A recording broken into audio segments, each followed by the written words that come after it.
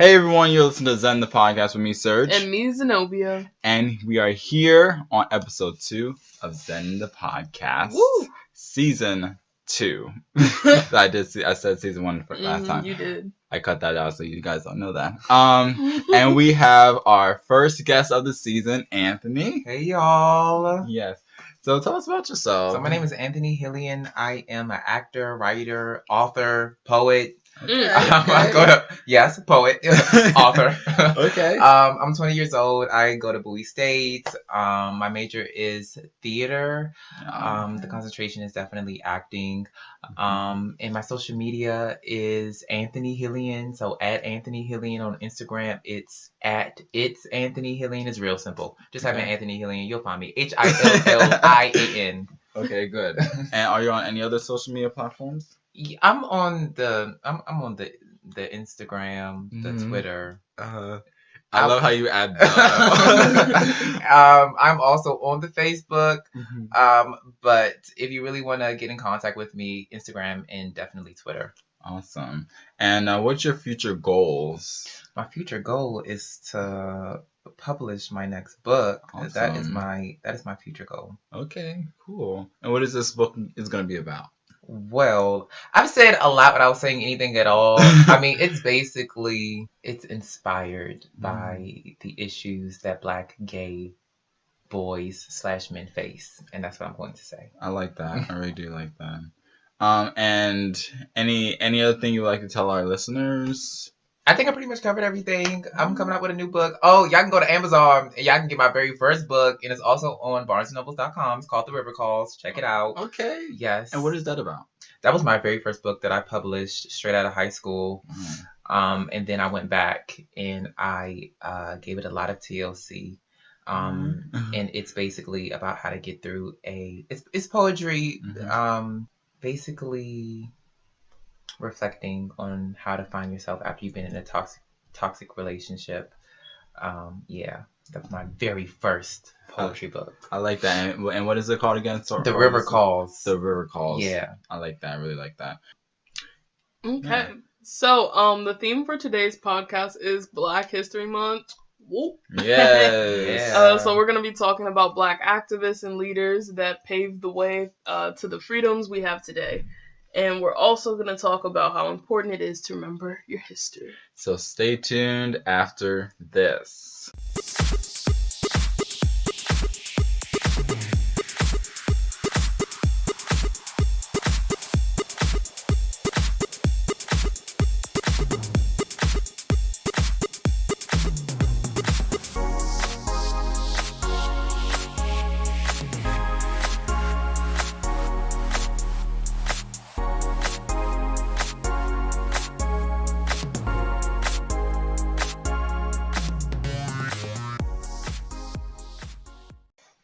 And we are back. You are listening to Zen The Podcast with our guest, Anthony. Yay! Yes.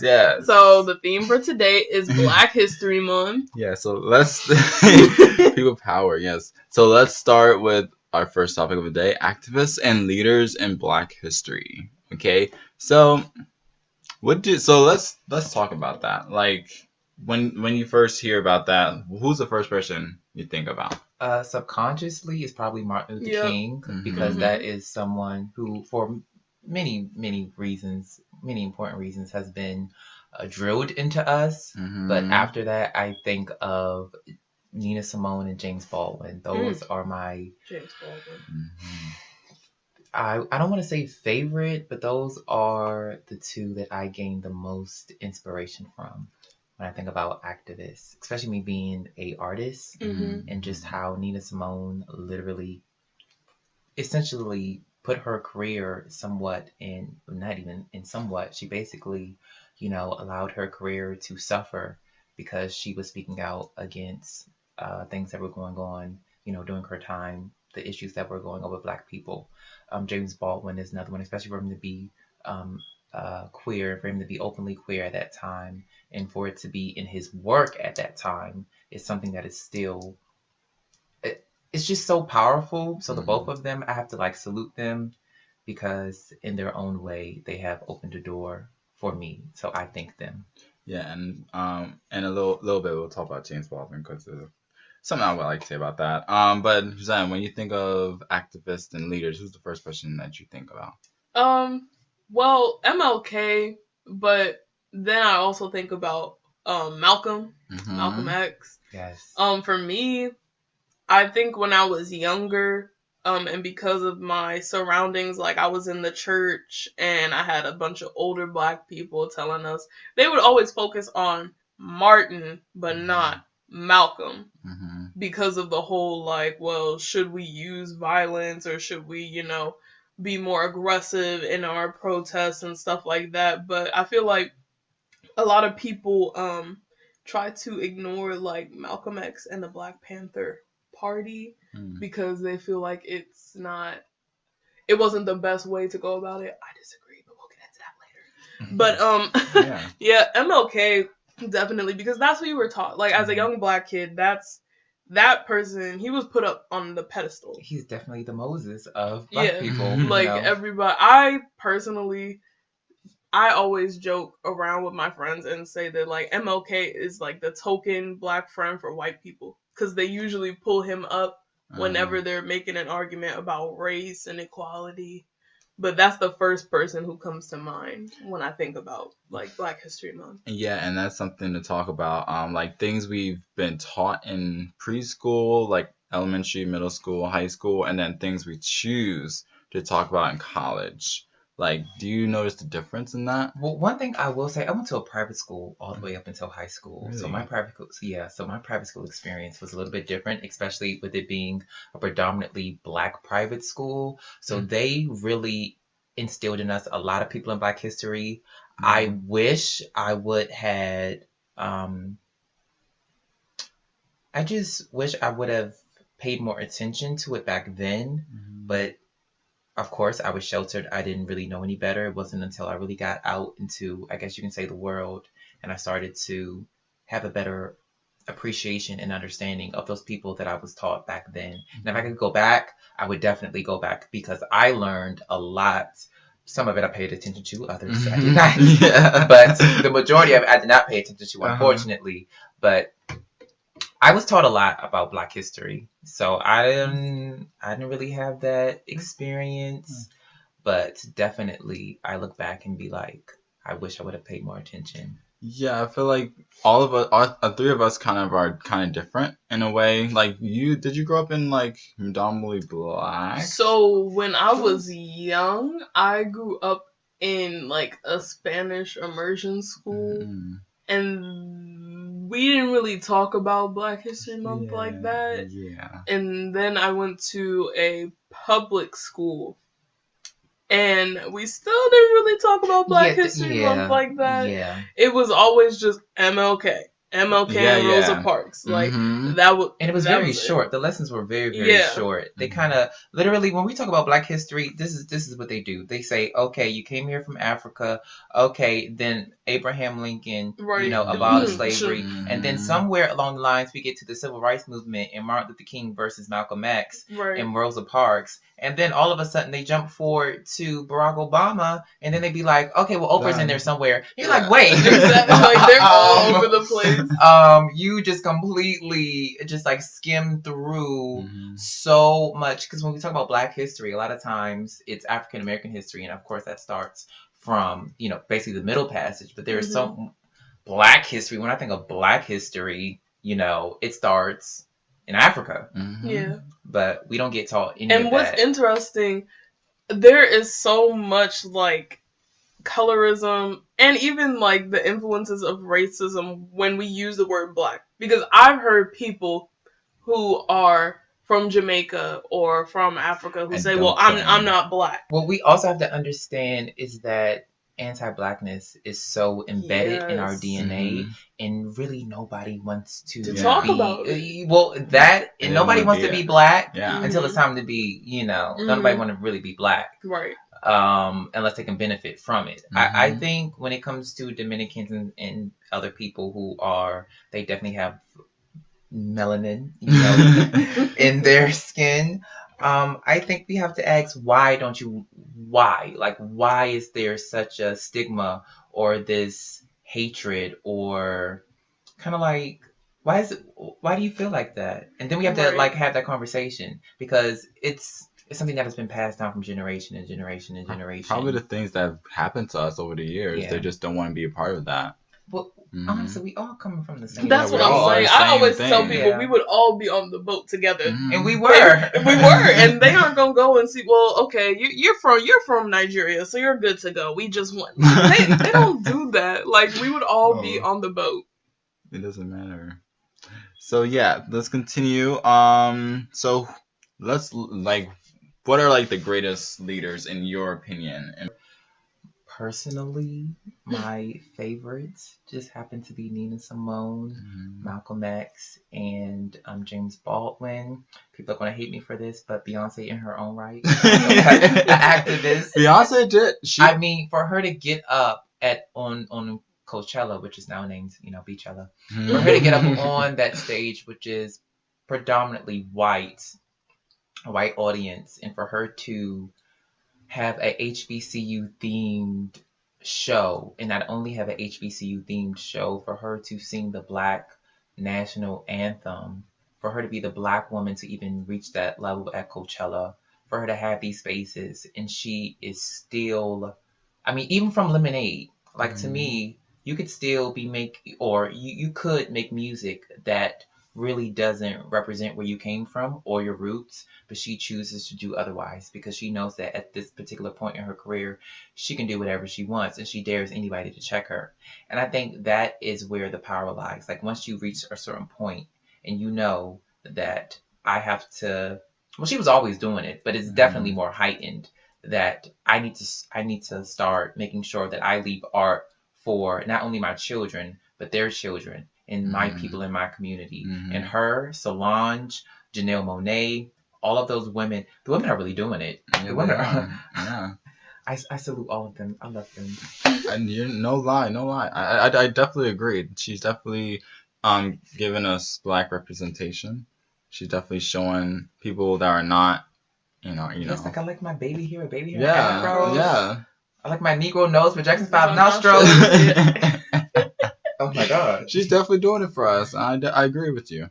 How about you, Zen? Not greatest leaders, but more like things your favorite, me, my favorite leaders, you would say, of today and of the past. This is gonna be an interesting one. I love hip hop, like the whole hip hop, starting from like the 70s on. I mean, hip hop differs from rap because I think now we have more like rap, trap, and all of that. But I'm talking about like actual hip hop that came from Black struggles and people of color struggles.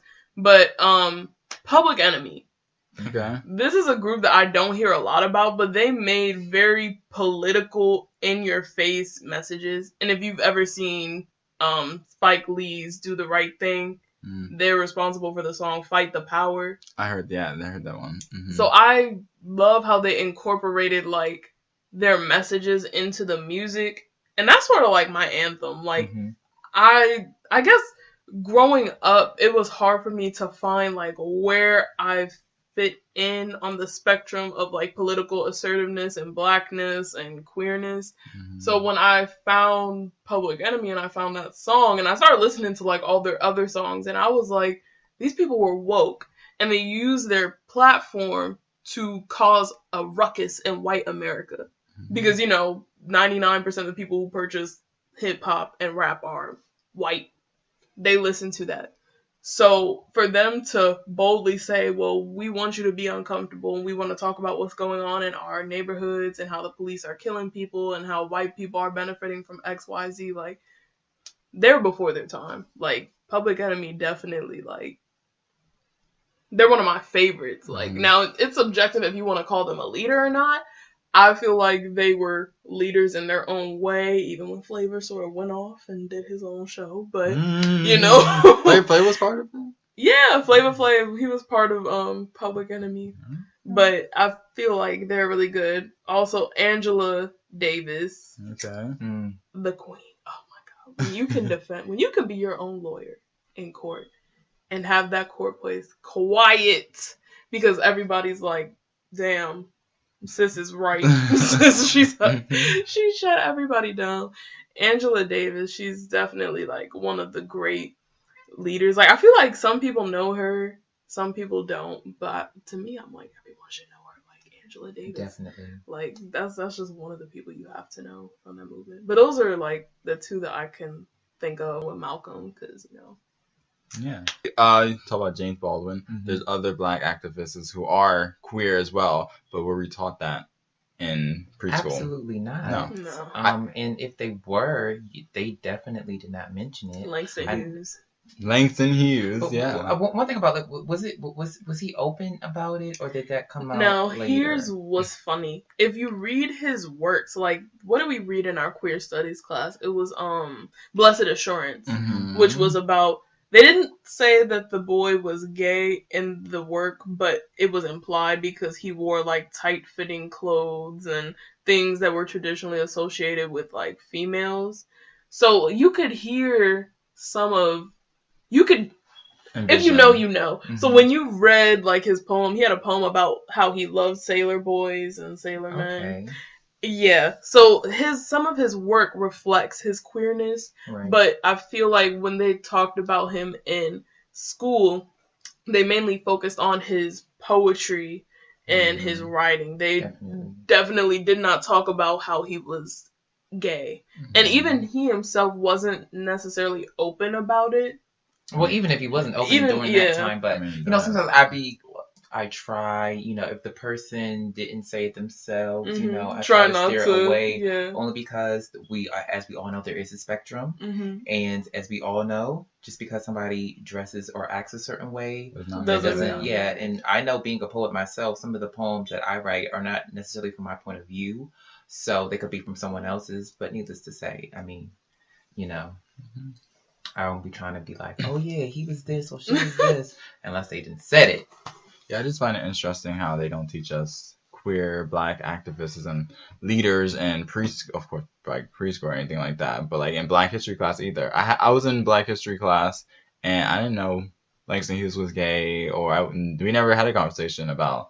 Yeah, even queer. I hope I'm pronouncing his name right, but Bayard Rustin, he helped. He helped put together the March on Washington, and he was actually encouraged, probably even more so encouraged, but for the sake of language, he was encouraged to step back to stay in the background, because they could not have he was openly gay. They could not have an openly gay man being part of the image of the civil rights movement, and he was friends with Martin Luther King, so it would have just at that time tarnished his image. Unfortunately, but you gotta call a thing a thing. So when you talk about people like him and just other people who are definitely queer, we do not get taught that in school. Even if we learn about them, their sexuality is something that is kept away. And I think it does it a disservice, because in order to understand why some people wrote some of the letters that they did, why some people wrote some of the poems, why some people wanted even more so to be on the front lines of whatever march or whatever cause, you have to know them and why they feel like that. What is in them that encourages them to want to go out there and want to march and be a part of this, because not only is their blackness under attack, but their queerness is also under attack. Exactly. Even if they don't say it verbally, we all know that those are the reasons why people are so filled with rage a lot of the times, because it's really, really difficult being black and gay. Right. Especially when you're talking about doing the civil rights movements. And I guess to a certain extent back then, it was kind of like, now, we just need black people, period. Right. Okay, so it just seems like they were like, okay, y'all can deal with that over there. But as of right now, we are trying to make sure that black people, but all of it goes against, everybody's homophobic. I wish it didn't matter all the time, but people, if you're gay, you're not a part. Honestly, that's what people think. So. And it's still like that today, though. It is. When we talk about intersectionality, this is what we're talking about. It's not just having an attack on your blackness is having an attack on all of it at the same time, because all of it plays a part in this bigger picture. Yeah, and to end this mini topic, would you be a freedom fighter or be part of the Black Panther Party at that time? I know I would have been a Black Panther. Their beliefs. Now, I will say that a lot of the Black Panther beliefs, if you look into it, they did have a thing against queer people, which I wasn't surprised, because I feel like a lot of people who were in the Black Panther Party who were men probably would have been hoteps today. But I see myself alongside Angela Davis. Like, you have to get in people's faces or else nothing is gonna happen. Like, it's very nice in theory to walk in the streets with signs or to sing Kumbaya and, peaceful. And that's great, but what's happening? Like, you're talking about direct action, but what was the direct action? I feel like I would be somewhere in the middle. I see the need to do both. I feel that I can understand the more, I don't even want to call the Black Panther Party radical, but I can, me knowing they're not radical, they're frustrated, they're angry, so I don't want to call them radical, but I see a need to be a little bit more, assertive? Yes. But I also see, but I don't want to call, the Freedom Party's passive, because they're not. I feel like both of them are strong. I would be somewhere like in the middle. Sometimes I would go over there with the Black Panther Party. Sometimes I would go over there with the Freedom Party, because I feel like they both play a part, just like when, Black people, when they went to go sit down at the lunch counters. I mean, if they were to get a little bit rowdy, it would have not, it already didn't go. That's very true. It already didn't go. Yeah. Well, it's about, people getting hurt. I mean, it already didn't go too well in the sense of, Black people still got injured, but just imagine if they had been uppity, because what it did for the other countries. Sometimes you have to look at like the broader picture. So what it did was that look at how they're treating Black people, and these Black people are literally doing nothing but sitting at the lunch counter. Sometimes it's not even just within the community. Sometimes it's the messages that are going outside of the community. So people overseas can see exactly what is going on. It doesn't really seem like it's this war. I see both. What you mean. I see both. Martin Luther King, somebody had to be the leader. Somebody had to be, somebody had to do it. So I see the need for Malcolm X, and I also see the need for, Martin Luther King. I see the need for everybody. We can all do this together. I agree. I would do, I don't know. I want to be assertive. I really do. And I want to, not passive, but I want to be like that person. They didn't have, social media or Instagram or YouTube back then. But if they did, I would definitely be on. You'd be like a journalist and I'll be videotaping look, this, but I don't know if I could be out. I don't know if I can do a sit-in. I don't know. The thing is, I agree with what you said. I agree with everything. Yeah, I agree with it. Yeah. Me personally, I prefer to take a more militant approach. And I feel like when white people saw a bunch of Black people with rifles who were saying, if you step in this neighborhood, right. And it was meant to be seen that way, because unfortunately we lost a lot of people doing, the sit-ins. But actually, we lost a lot of people, period. The we government was still involved with the destruction of both the Black groups. Panther Party. J. Edgar Hoover, had a whole plan to literally destroy target the Messiah. Black. Yes. So, you really can't win either way. If you are a little bit more peaceful, you can't win. If you are a little bit more militant, you can't win. I say, look, you do what you feel is going to have the best outcome. Whatever you feel, and though in your heart that's right, you do it. I see the need for both. I think sometimes we can't really, questions people's activism when it comes to that, because everybody's activism is unique and everything makes a difference, because it shows for the peaceful protester, for the peaceful protest. It shows that because for a long time Black people were considered animals. Yeah. So, it's like, no, I am not going to act in a way that would that kind of plays into these certain stereotypes about me. So I'm going to be peaceful as possible. So you can't say, although they did, but you can't say I'm acting out like X, Y, and Z. But on the Black Panthers part, I'm also going to show you that I'm not sitting down. Yes, I'm not sitting down. So both of them really, honestly, both of them were saying the exact same thing. They Just were different. going about it differently. Yeah. And on that note, we're gonna break, and we'll be right back after the break.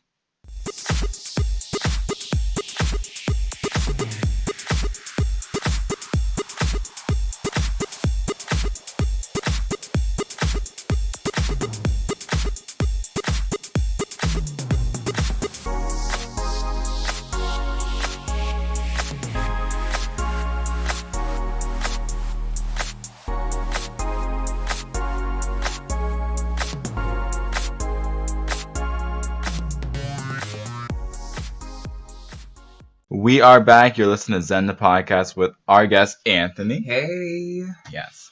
Usually during this time, we do a segment called What Did You Find? If you listen to our season 1, we have a couple of moments like that where we found things on social media or online that are relatable to today's overall theme, which is Black History Month.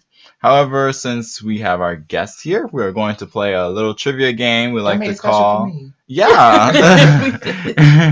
called Know Your History, Know Your Black History. I found this 25-question quiz on worldhistoryproject.org. We will, of course, put the link in the description box below so you can take it yourself and you and your friends can take it as well. We're going to take turns answering these Black History questions, and whoever gets the most right wins. Okay. Wow. I'm about to lose. That's what's sad. Okay, so I'm gonna... Who wants to start first? Ladies first. Wow. Okay, so the question is, who was the first African-American Major League Baseball player? Oh, I know that one. And you get the names right here. Jackie Robinson. And that's correct, Jackie Robinson. You can Crap! Okay, so you can announce the question. Oh, the question is, where was Malcolm X killed? And the options are, I don't know how to pronounce it, but a ballroom in Manhattan, downtown Boston, his house, Queens, Massachusetts State Prison. Well, my good sir didn't die in prison, so I'm going to ask that out. I know the answer, but I'm just, his house in Queens. Well, no. Downtown Boston. Well, no. So we're going to do Manhattan Ballroom. Correct. And that was correct. Awesome. Okay, where was the first sit-in at a segregated lunch counter? South Carolina, Mississippi, North Carolina, Georgia. I'm gonna say North Carolina. Got it. Awesome. Okay. Oh God. At its height, what was the slave population in the U.S.? About 4 million, about 2 million, about 500,000, about 1 million. I hope. Look. So, but with just taking into consideration, the U.S. had the lowest population of, transported slaves. Mm-hmm. So, out of everybody doing the, I can't get my words out. I got it wrong. It was 4 million. And that was my first choice, too. And then I was like, I don't know. I was thinking of 4 million. I don't know. I should have put 4 million. I'm stupid. Okay. Next. Okay. Who was the first African American Nobel Peace Prize winner? Albert John Latou, Martin Luther King Jr., Nelson Mandela. I think I'm going to say it's it was Ralph. It was Ralph. Ralph Bunchy. Ralph Bunchy. I thought you were about to say Ralph Tresvant. Oh God, no, that's sensitivity. Okay, who was the first African American to serve as a U.S. senator? Carol Braun, Blanche K. Bruce, Herman Revels, Edward Broke. Can you do the next one? I'm gonna say Blanche. No, it was Herman Revels. Okay, so we all got one wrong. Cool. Who was the first African American to serve as a U.S. Supreme Court Justice? Oh, That's easy. Thurgood Marshall. Yep, Thurgood Marshall. Next. Okay, who was the first African American to win an Academy Award? I know this, but I'm just going to Dorothy Dandridge, Halle Berry, Sidney Poitier, and Hattie McDaniel. We're going to go ahead and say my good sis Hattie McDaniel. All right. Yes, correct. Yes, even though that was that movie that. Who was the first African American to perform at the White House? Oh, I thought I said president. Louis Armstrong, bitch. Blind Tom Wiggins. Okay, Blind Tom Wiggins. I literally thought I said the first black president. I was like, I got this one. What year was the 13th Amendment ratified? I know this. Abolishing slavery. What are the options again? 1862, 1865, 18. Was it right? Yeah. Which one you picked? 1865. I was like, I know it has to be like 65. Who signed the Emancipation Act? Abraham Lincoln, correct. That's white people's best friend. He ended slavery. Did he though? With the 15th Amendment ratification in 1870, what did African Americans gain in the United States? It's okay. They were set free, and then they gave black men the right to vote, and then they said, "Oh shoot, what came first?" I always get confused. United States. The 14th Amendment is slavery. 15th Amendment voting rights. Yes, I learned stuff. Okay. Who was the only African American among the original NAACP executives? Wouldn't that be W.E.B. Du Bois? Only one. Yeah. Okay. I was like, W.E.B. Du Bois. Okay. All right. Or Du Bois. An all-white jury acquitted J.M. Mellum and Rory Bryant for the murder of whom? What are the choices? Malcolm X, Medgar Evers, Emmett Till, and Martin Luther King Jr. Yes, right. I know. Emmett Till. Yeah, that was sad. Who shot Martin Luther King on April 4th, 1968? I'm gonna go with John Wilkes Booth. No, he shot Abraham Lincoln. Wasn't it Lee? James Earl Ray. James Earl Ray. Yeah. See. Okay. Quick fact: the Charles Lee Ray from Chucky, that's where he got the name. Yeah, from. they combined the serial killers of MLK, Abraham Lincoln, and somebody else. So I knew it either had to be Ray or somebody. Wow. Who became the first African American to graduate from Harvard University? What are the options? W.E.B. Du Bois, Richard Theodore Greener, Thurgood Marshall, Charles Hamilton Houston. I think I know that. I think I know it too. Richard Theodore Greener. Oh, yeah, I don't know. Child, I didn't know that. Yeah, I did. Okay, the PGA was considered Caucasians only until which golfer joined? Oh, maybe. Oh, I was gonna pick that one too. Okay, Charles Stifford. All right. I know. I would pick Tiger Woods as well. Whose proposal that Congress consider civil rights legislation culminated in the Civil Rights Act of 1964? John F. Kennedy. I didn't even know what the question was about. I just picked them. Yeah, John F. Kennedy. Okay. Who established the first non-indigenous settlement of Chicago? Girl. Child. We gonna guess with this, cause I'm like, whatever name looked familiar. I should have gone with the first. I was gonna go Jean Baptiste Pointe du Sable. Okay. I feel like I've heard of that person before. Who broke 3 track and field world records in 45 minutes at Ohio State? I think I know. You know, we're just gonna go with the safest bet, Jesse Owens. Yep, I was gonna say the same thing. Jesse Owens. Okay, Sarah Goody was the first African American woman to receive a patent. Patent. Mm-hmm. Patent. What did she invent? Folding bed. Wow. You know what? I didn't know that. Robert Henry Lawrence Jr. was the first African American to become what? Who? Robert Henry Lawrence Jr. And what are the options? Pilot, Army General, astronaut, policeman.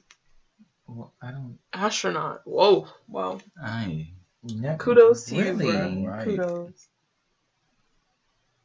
Before it became Black History Month, what was the Negro History Week. All right. Yes, Carl G. Woodson said, "You know what? We ain't doing this no more. We're making it a whole month." What was the first African American owned and operated newspaper? I know this. Freedom Journal. Got it right. Okay, I didn't know that. Good. Who was I'm tired of you guessing. Right. Who was considered the father of Black history? Jesse Jackson, Malcolm X, Martin Luther King Jr., Carter G. Woodson. Child, you gotta know this one. The father of Black history, I'm though? gonna give you a hint. Woods, child. That's okay. That's what I thought, because I was like, MLK came. Yeah. Okay. So what was it? Okay. Carter G. Woodson, because I was like, MLK came after. All right. Child, I thought it was. Was anyone keeping track? No. So the winner is everybody. Oh, okay, here we go. Because I was like, but I think Anthony got the most right. I think. Oh, I don't know. I think. I got a lot of good guesses. That would make me upset. All you kept doing was pressing C or D. Isn't that like every test? So that was the quiz. We'll be back after the break.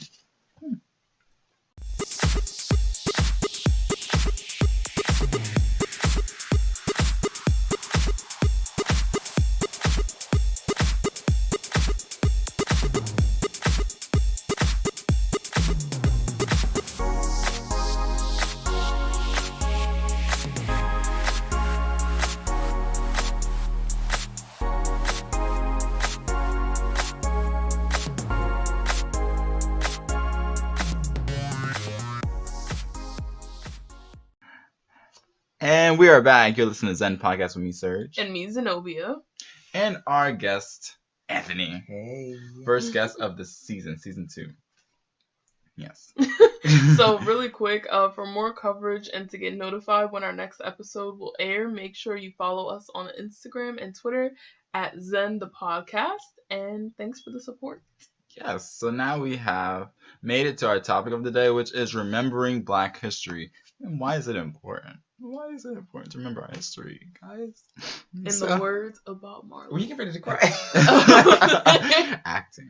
In the words of Bob Marley, when you know your history, then you will know where you're coming from. Yes. So, take turns. Well, definitely. Piggybacking off of that, you have to know where you come from to know where you're going, so you won't end up in that space again. Mm-hmm. A lot of the times, especially with Black people, we don't know where we come from. We don't know anything about our ancestral line. We don't even know why we do some of the things that we do. So it's very, very important to go back to those spaces to have a better understanding of who you are and why you are here. And it's because of so many sacrifices and celebrations. Everything wasn't, well, I was about to say everything wasn't always sad, but child, if you in chains, I don't know how. I'm just being honest, but just to go back of just looking and seeing how resilient we were, so you can, if our ancestors can get through that, we can definitely get through what we're going through. Just having a better sense of yourself. Yeah. How about you, Zan? Well, I feel like basically the same thing that Anthony said, but it's always important to learn from mistakes, experiences, and history repeats itself, like just like it's doing right now with this Trump thing that we're pushing through. Like there's a lot of things that remind me of stuff from the civil rights era, and a lot of people say, well, it's not as bad, you aren't going through what you guys want. But when you actually look at it, like we've come a little bit further. I think the issue is that we haven't moved as far as people thought we would. I think having an African American president really great accomplishment, but on the surface level, it allowed people to have so many misconceptions about race, right? And the idea that racism is no longer here, or that racism is a thing from the past, or it's not as bad or nearly as bad. But this administration, this whole era, has really opened our eyes that we have not moved as far as we thought we did.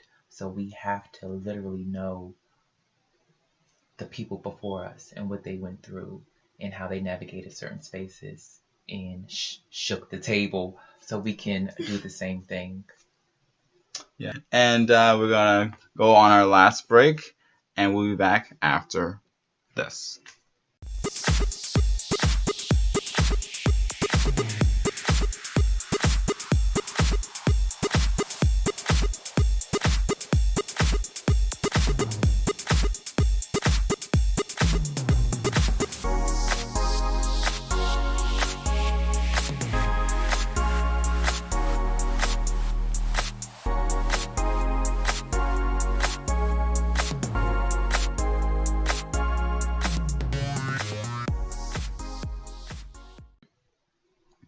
Hello, everyone. Welcome back to Zen The Podcast. And unfortunately, we have come to the end of this episode. Oh. Yeah, but don't worry. We will be back next week with new things to talk about. So make sure you hit that like button and subscribe. And ring that notification bell to be notified when we release a new episode. Also, follow us on Instagram and Twitter at Zen The Podcast, and make sure you turn on our notifications so you'll be notified when we release our next episode. Yes. So we thank our guest, Anthony. I thank you all for having me. I wish you all the best. It's so exciting. I just like to see Black people, especially Black young people, do something that is... people expect you to do this like later on down the line, but you all are doing it now, and I think it's amazing. Yeah, our whole purpose is to make a change and let our voices be heard. Shake the table a little bit. Yeah. So tell us where to follow you on social media. Oh, you can follow me on Twitter at Anthony Hillian, and you can also follow me on the Twitter. Well, I already said the Twitter, but you can follow me on the Instagram at It's Anthony Hillian. That is HILLIAN.